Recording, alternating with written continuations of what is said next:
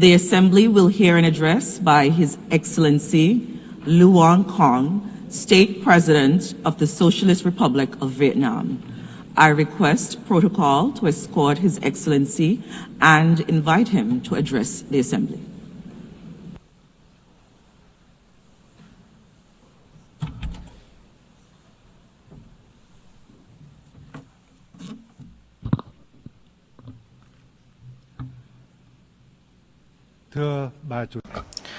Madam President, I would like to extend my heartfelt congratulations to Madam Annalena Baerbock on her election as President of the 80th session of the UN General Assembly. I am fully confident that with her experience and able leadership, this session will be a great success. I would also like to pay tribute to Mr. Philemon Young, President of the 79th session, and Secretary General Antonio Guterres for their contributions.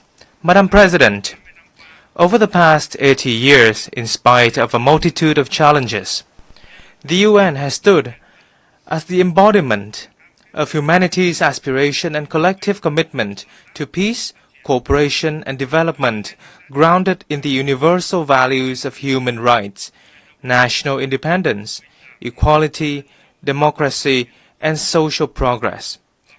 Multilateral cooperation has brought forth remarkable achievements, especially in preventing wars, fostering peace and cooperation, building friendships, reducing poverty and curbing diseases, improving living standards, and advancing science and technology at an unprecedented pace.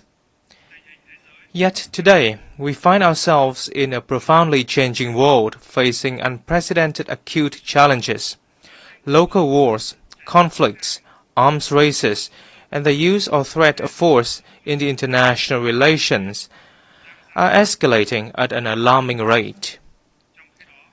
Non-traditional security challenges are exerting heavy tolls on all countries and communities. The global governance, trading, and economic systems are becoming fragmented and volatile.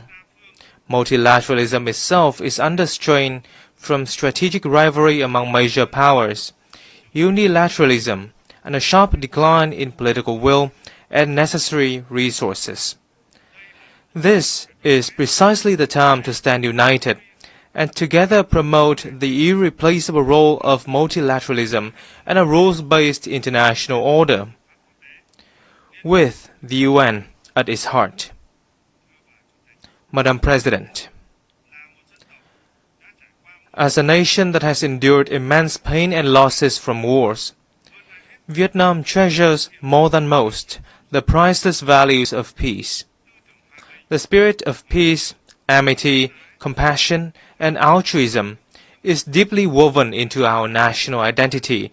This forms the bedrock for us to overcome previous sufferings, mend old wounds, shelve the past, and look towards the future with the hope to become a friend and reliable partner to all nations around the world. Peace is both the goal and the prerequisite for our journey towards a stable, just, democratic, and prosperous future.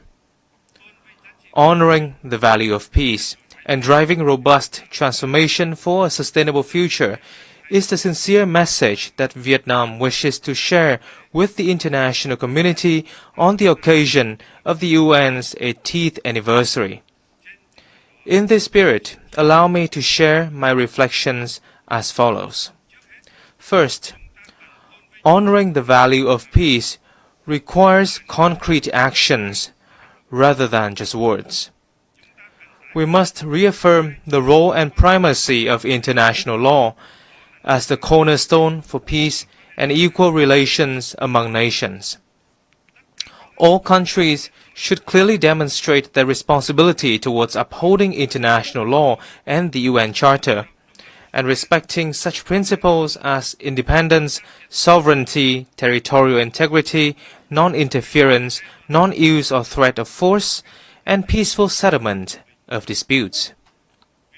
Vietnam welcomes recent efforts to achieve peace and reconciliation which have yielded important results in many regions, such as the peace agreements between Rwanda and the Democratic Republic of the Congo, and between Armenia and Azerbaijan. We value and support all diplomatic efforts and hope that they will lead to peaceful solutions to regional and global security issues. We must nurture and practice a culture of peace by building trust, enhancing international cooperation and solidarity, promoting dialogue, listening and understanding, respecting differences, and cultivating friendship among nations. On this occasion, Vietnam calls for ceasefires and an end to all acts of violence, protection of civilians, and facilitation of humanitarian access in conflict zones. Vietnam welcomes the recent recognition of the State of Palestine by more countries and urges the international community to act swiftly to end the humanitarian crisis faced by the Palestinian people. We also reaffirm our solidarity with the state and people of Cuba and call upon the United States to lift its embargoes against Cuba and remove Cuba from the list of state sponsors of terrorism. We must further promote the role of regional organizations in promoting peace, cooperation, and development.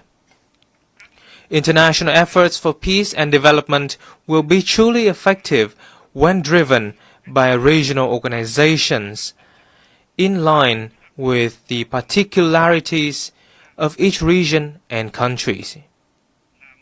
As an active ASEAN member state, Vietnam is proud of ASEAN's growing strength and its centrality in the Asia-Pacific's security and development architecture. Most recently, ASEAN contributed to the ceasefire agreement between Cambodia and Thailand, and we are committed to upholding ASEAN's core values of solidarity, consensus, and unity in diversity, building a resilient, inclusive, and sustainable ASEAN community, and effectively implementing the 5-point consensus on Myanmar. We shall also strive to maintain peace, stability, security, safety, and freedom of navigation in the South China Sea in accordance with international law, particularly the UNCLOS 1982, while fully implementing the Declaration on the Conduct of Parties and working to finalize the Code of Conduct in the area. Second, in a world at a historic crossroads, we must transform boldly to shape a sustainable future. Global governance institutions, particularly the UN and international monetary and financial bodies, must undergo vigorous reforms to become more adaptive, ensure equitability, transparency, coherence and efficiency in their operations, and better respond to the needs of all countries and peoples. Vietnam welcomes and supports efforts to reform the UN, including the UNAT initiative, to build an UN 2.0 that is leaner, more coherent, effective, and efficient. This initiative must follow a holistic and integrated approach, being driven by member states. Vietnam stands ready to share its experience in successfully implementing the Delivering as One initiative of UN organizations in the country. We must build sustainable development models based on digital transformation and green transition, two mutually reinforcing drivers that can spark a sweeping revolution. As they stand for convergence of scientific and technological advancements and environmental sustainability. To optimize this dual transformation, countries must formulate relevant master plans, invest strongly in R&D, train high-quality human resources, and develop green technology infrastructure. Furthermore, it is of great importance to advance international cooperation on technology transfer and mobilization of green finance to ensure that no one is left behind. Developed countries must take responsibility in sharing and transferring technology to developing and underdeveloped countries. In this digital era, societies are undergoing transformation of an unprecedented pace, scope, and depth, accompanied by rising challenges such as poverty, inequality, unemployment, and a crisis of information and trust.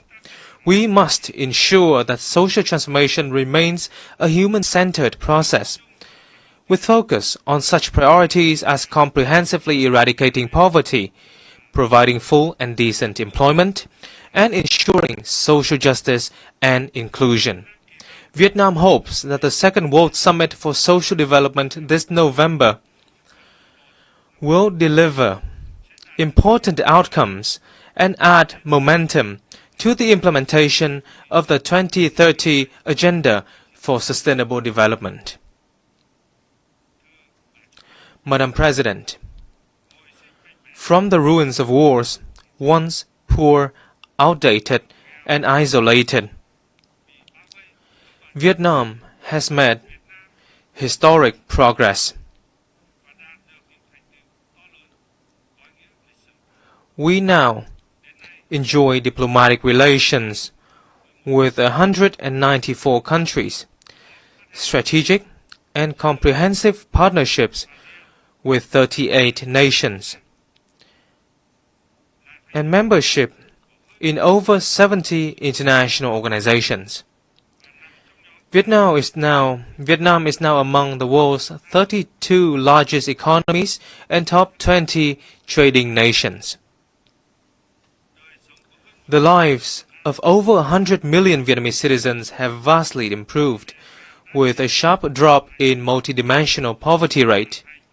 We have met the Millennium Development Goals ahead of schedule and are striving to fulfill international commitments and are on course toward two strategic centennial goals: becoming a modern, industrialized, upper-middle-income developing country by 2030, and a developed high-income nation by 2045.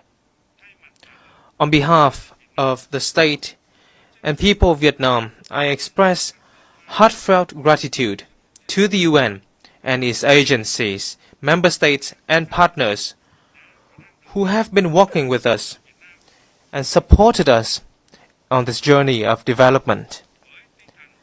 Guided by the spirit of self-reliance, resilience, and solidarity for the common cause, Vietnam pursues an independent, self-reliant foreign policy for peace, cooperation, and development, while diversifying and multilateralizing our external relations, and strive to further expand and deepen our international integration in a more proactive manner, with a strong commitment to being a friend, a reliable partner, and a responsible member of the international community. Vietnam will continue to make every effort and stand with all nations to shoulder our shared responsibilities, overcome challenges, and foster transformative changes to build a world of peace, stability, prosperity, and sustainability, delivering happiness and well-being to all.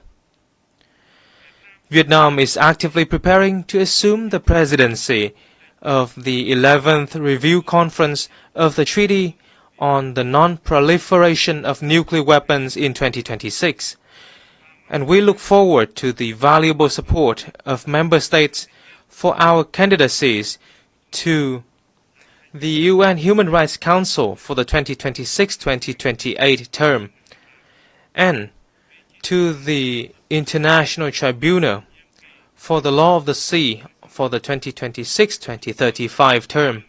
We particularly look forward to welcoming you all to Hanoi on the 25th of October for the signing ceremony of the UN Convention against Cybercrime. I thank you.